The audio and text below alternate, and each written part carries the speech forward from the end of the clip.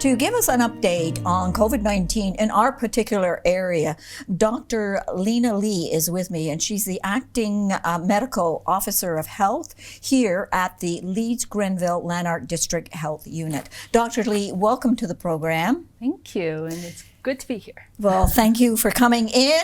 Now, Dr. Paula has retired, hasn't she? She has, yes. Yes, Absolutely. and you will be the person that I'll be talking to going forward about COVID and anything else that we need to tell our viewers about, right? Exactly. Why did you want to come to Brockville? Why was Brockville your selection? Oh, I was here as a resident. I was actually trained. Part of my training was with Paula, and I really enjoyed it here.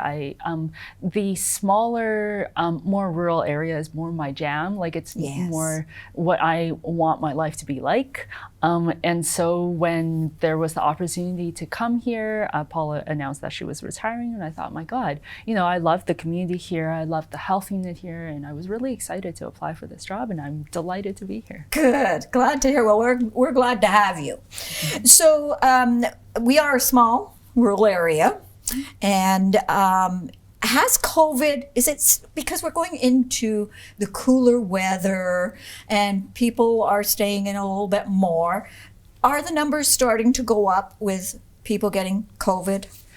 Yeah, I have to say the numbers that we're tracking locally, so specific for our health unit, we are seeing some early trends that make me suspicious that things are trending upward. So I can't be confident just yet. This is the nature of data like this, is that there's a bit of a delay by the time, you want to know, is it just a blip or is it something that's sustained for the longer term? Yes. And so we're seeing some early indication that case numbers are rising.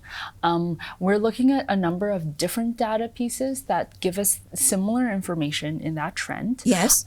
And not just actually in our area, but across Eastern Ontario, we are seeing a similar trend in rising cases, for sure. Would this be just individuals, or is this in congregate settings? Yeah, so a little bit of both. Okay. We've recently had some outbreaks in congregate settings, but those will come and go, right? But separate from that, we are able to take our data and separate out the people living in congregate settings or working there. Right. And what I'll call the general public, we are seeing rising numbers of cases as well. Okay. And what we're waiting for is another week or so to get a little bit more data. So that we can more confidently say, is this truly a rise? Is it going to fall again? And also, in terms of the rise, what is that going to look like if we have one? Yeah. So as far as COVID-19, do we have anybody in the Brockville General Hospital right now with COVID? Yeah, so we do have some hospitalizations due to COVID-19. I don't know off the top of my head where exactly they are, but we definitely so do we are have seeing some then. Yes, we continue to have so what I would call severe outcomes, hospitalizations, ICU stays, and deaths. Yes, we do continue to have that in our region, and that has been sort of at what I'll call a low level. We're not looking at the numbers that we had in earlier waves, but they do continue to happen, and that's been the trend sort of since, let's say, the spring and over the course of the summer as well. So the people that are in the hospital with COVID, are they a specific segment of age? Yes, so we're talking about risk, and there is certain features that that increase your risk of severe outcomes. So some of them are things that people can't control. So risk is one of them. And chronic disease and other comorbidities is another one that increases your risk of severe outcomes as well.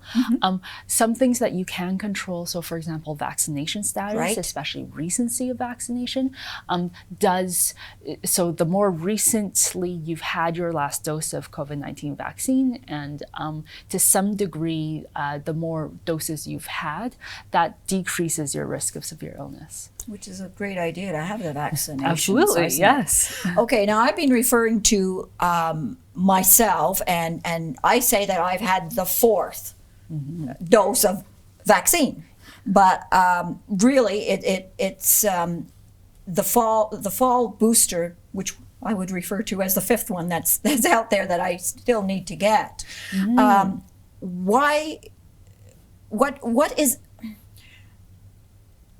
Who is eligible to get it? I know seniors are. I know anyone who has a compromised system. But who else should be getting this fall booster? Yeah, so a few things about the fall booster. Please. One is, you very astutely pointed out, we're moving away from counting the number of doses now for a number of reasons. One is you start losing track. Yeah, that's true. And then True. also because the number of doses is, as the evidence evolves, it's becoming more clear that the number of doses is less important as how recently you got your last dose. Okay. And so this is why the province and we are moving more towards these periodic boosters. So we're talking about this fall one as sort of the next dose that people are eligible for. As it turns out, across Ontario, the eligibility is for anyone who's 18 plus. Yes.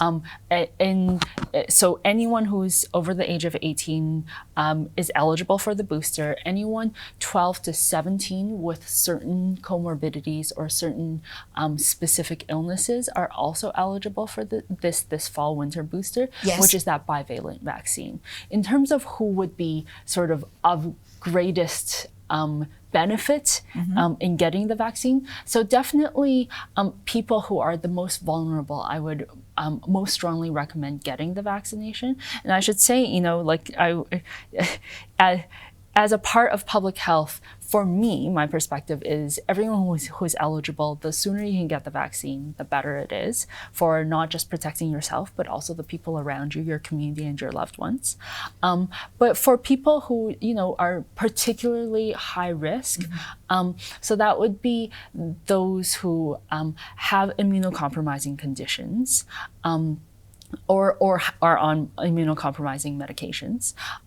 Those who I'll generally call elderly. Yes. So what we look at is two age ranges, 70 plus in particular, right. But as well anyone who's 50 plus. And this recommendation, so immunocompromising and age, are based on what we were talking about earlier about yes. people at greatest risk of severe illness, right? And we know that the vaccine is actually quite strong in preventing severe illness. And then other people who I would recommend getting the vaccine, so people who haven't gotten a dose of vaccine in a while, who are what I might call overdue or under-vaccinated. Yes. And again, it's about how recently you got your last dose, right? So if you're on, this is like, you've had 2 doses and this would be your third, right. then it's not that you have to get other doses first. Before. This is absolutely the right dose for you. Right. And then the last one that I'll mention specifically is actually pregnant women. And this is because we know that getting COVID-19 during pregnancy does lead to a greater risk of adverse outcomes for both the pregnant woman as well as the fetus. Baby, yes. And so it's very important to have that protection sort of as strongly as you're able to not get COVID-19 during that time. I read somewhere they were saying for the fall booster, you had to have had 6 months in between.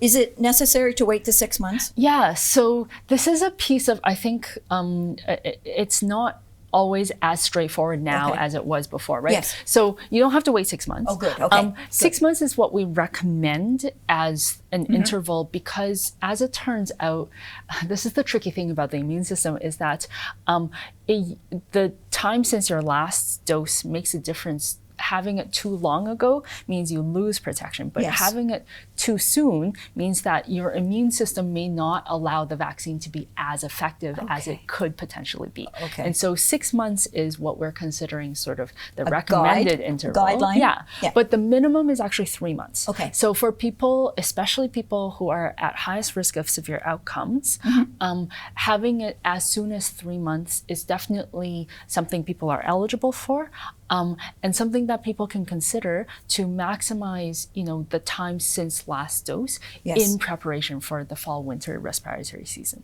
So where do we go here in Brockville, and how do we make an appointment to go for? So this is why I have my phone Yes, on, because okay. I don't have the numbers memorized. So there's a few things you can do. So on our website, at the Health Unit, you can go to our website, and we have front and center information about where to get the vaccine through public health. Yes. You can go through pharmacies and a lot of clinics, so primary care clinics and other physicians will have the vaccine.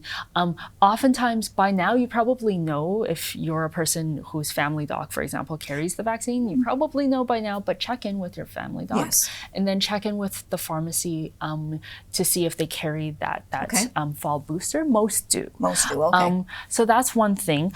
One thing I'll note as well is that for booking appointments for children between the age of 6 months and 5 years old, Yes. we do ask people to call us directly, so not book it online, but call us. Yes. And that phone number is 844-369-1234. And the reason is because we have specific stuff that we want to do in our clinic to make sure that the vaccine is successful, that people are comfortable, with small children. You want to make sure that it's the best experience it can be for both the kid and also the family. Yes, no. Yeah. Quite, I understand. Thank you ever so much for coming in today and sitting down with me. It's my pleasure. I really, really do appreciate it, and we'll be seeing you in the future, okay? Absolutely, All yeah. right. Thank you.